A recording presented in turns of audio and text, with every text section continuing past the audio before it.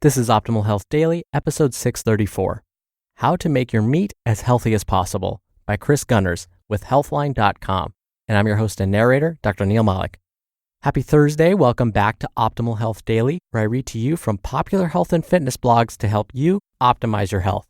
All right, the countdown to Christmas has now become really serious. We're 5 days away, and all month long I've been sharing some holiday trivia with you. And in fact, this week, I've kind of had a European theme going, so let me continue that trend. Here's today's trivia question. Which country is credited with starting the Christmas tree tradition as we know it today? So huge hint is a European country, and this began way back in the 16th century. Can you guess? It was Germany. And this idea of bringing a tree into the home to celebrate certain festivities like the winter solstice actually began as a pagan tradition, but of course that has now changed. Now, before we get to the post, a very big thank you to Finn for their support. Finn is a high-quality, on-demand assistant that can handle the administrative aspects of life, declutter your to-do list, and keep you focused on what matters most. Finn has saved me 10 plus hours per week, and I know it can help you too. That's why I've arranged for all of you to send Finn a couple of requests for free. Just use my link, fin.com/OHD. That's fin.com/OHD to try Finn for free. fin.com/OHD. And with that, let's get to today's post and start optimizing your life. How to Make Your Meat as Healthy as Possible by Kris Gunnars with Healthline.com. Denise Minger is a former vegan and very popular blogger. She is well known for her thorough debunking of the China study. As she says, there may be a few concerns about high meat consumption, but they may be fixed with a few simple adjustments. And so this article that I'm about to read to you discusses the main concerns that she raises in her lecture during the 2012 Ancestral Health Symposium. Eating only muscle meats can create an imbalance. Throughout evolution, humans didn't just eat muscle meat. Back in the day, they used to treasure the organs. Hunter-gatherers ate nose to tail, which means muscles, organs, and other tissues. Organs like liver tend to have a lot more micronutrients than muscle, such as vitamin A, vitamin B, and iron. Muscle meat also tends to be very high in the amino acid methionine. Animal studies have shown that eating less methionine has health benefits and may lengthen lifespan. Human studies have come to similar conclusions, suggesting that limiting methionine may improve metabolic health and even increase lifespan, similar to what we might see with caloric restriction. However, more human research on the topic is needed to form a solid conclusion. Nonetheless, including more organ meat in your diet in place of muscle meat may help you limit your intake of methionine and increase your intake of other nutrients. Summary: including organ meat in your diet in place of muscle meat may limit your intake of methionine. Limiting methionine in the diet may improve health and even affect longevity. Dangers of high heat cooking. There are some dangers to cooking meat at very high temperatures. The most common high heat cooking methods include grilling, broiling, frying, and deep frying. High heat cooking methods can form unhealthy compounds like heterocyclic amines, or HAs, and advanced glycation end products, AGEs, and polycyclic aromatic hydrocarbons, or PAHs. They tend to form as one of the nutrients in meat react with some of its other components at very high temperatures. These unhealthy compounds have been linked to increased risk for several types of cancer, including breast cancer and pancreatic cancer. Here are a few tips on how to minimize these harmful compounds in foods. 1. Use gentler cooking methods like stewing, baking, steaming, and boiling. 2. Limit your intake of charred and smoked foods. If your meat is burnt, cut away the charred pieces. 3. Don't expose meat directly to a flame and minimize cooking at temperatures above 150 degrees Celsius or 300 degrees Fahrenheit. 4. Marinating meat in olive oil, lemon juice, garlic, or red wine can reduce heterocyclic amines by up to 90%. And 5. When cooking at very high heat, flip the meat frequently.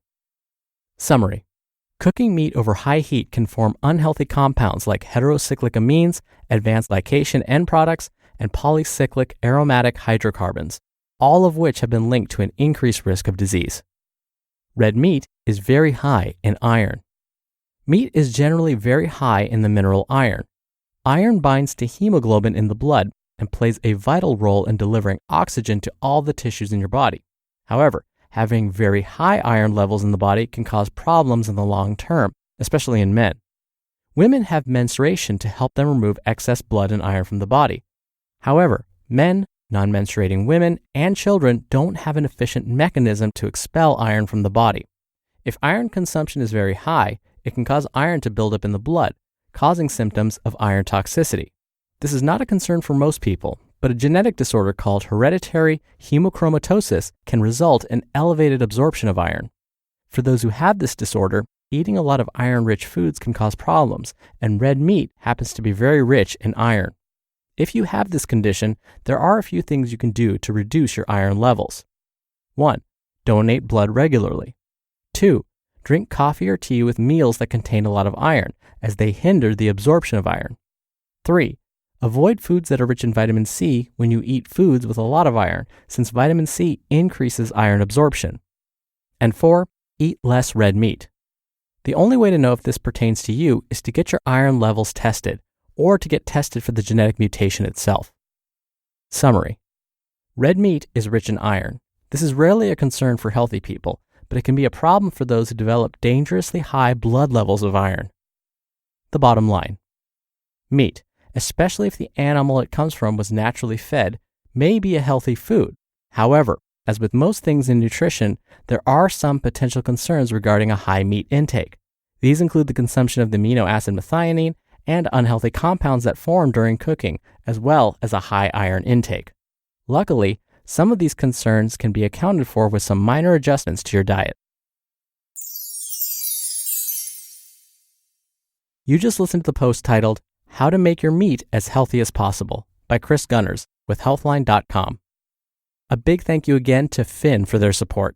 There aren't enough hours in the day to get everything done that we want, but you can rely on Finn to handle tasks like making calls, sending emails on your behalf, paying bills, or even more complex jobs like creating a website or hiring a freelancer. We're all about being a superhuman here, and Finn lets you do that by taking care of administrative tasks for you. This saves a ton of time. I was able to schedule appointments via email without having to worry about anything else. It handles the stuff I don't want to deal with, and for much cheaper than hiring a personal assistant. Plus, Finn is always available on demand, and you only pay for what you use. And like the best assistants, Finn actually remembers the people you interact with. It's like the best mix of humans and artificial intelligence. Finn has saved me 10 plus hours per week, and I know it can help you too. That's why I've arranged for all of you to send Finn a couple of requests for free. Just use my link, fin.com/OHD. That's fin.com/OHD to try Finn for free. fin.com/OHD.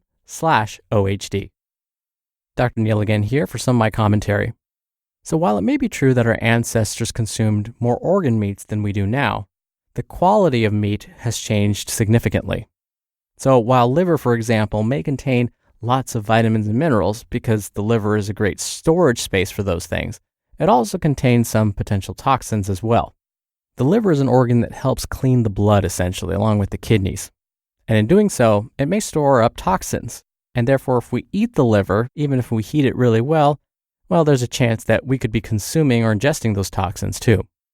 Now, I agree that too much meat consumption could be a problem. There are well-designed studies that have shown that those that consumed high levels of animal protein for years and years and years have an increased risk of death, increased risk of certain diseases like cancer. Now, is that due to how they are cooking the meat? Very possibly. So I do agree that cooking methods can play an important role. And I do like the idea of gentler cooking methods like stewing, steaming, broiling, as opposed to grilling. But as the article mentioned, if you marinate the meat first for 4+ hours before you expose it to high temperatures, that can decrease the amount of some of these nasty compounds that are formed during the cooking process. And when we look at iron status, especially amongst those in the US, we are learning that many folks are actually iron deficient. So most of us don't need to really worry about getting too much iron. Parents of younger children, in fact, should be kind of thinking about how much iron their child is getting. This is because childhood and adolescence especially are periods of rapid growth. This is when the body needs more iron. And when girls begin menstruating, that's often a time we need to look at their iron intake levels because that's a common time when iron deficiency can set in. But as the article mentioned, if you have a genetic disorder like hereditary hemochromatosis, then that's a different story. All right, that's enough out of me for today. I can't believe that's 634 episodes. That's all thanks to you. Thank you for listening. Thank you for being a subscriber. I'll be back here tomorrow for our usual Friday Q&A and where your optimal life awaits.